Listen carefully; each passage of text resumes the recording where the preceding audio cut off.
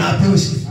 Usitafute kujua sana, usitafute kufahamu sana, kwa sababu wewe hauishi huko na wala sio makazi yako.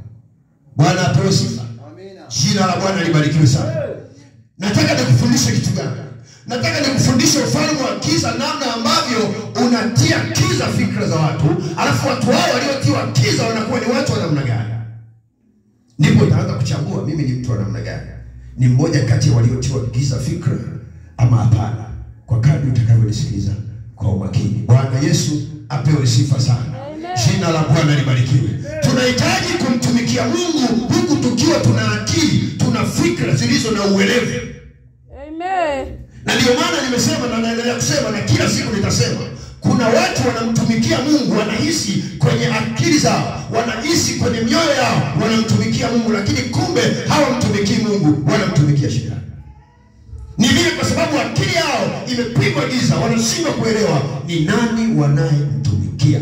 Ndio maana nimesema kwa 100% anachokifanya shetani ni kupiga giza kwenye ufahamu.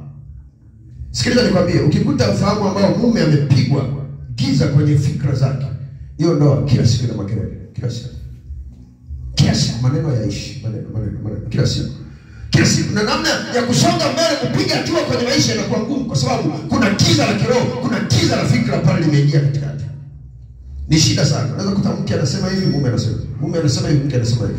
Nini kinachofanya wanabishana wa watu? Ni kwa sababu yuko mmoja kati yao fikra zake zimetiwa giza, hazioni, hazielewi wapi zinaenda.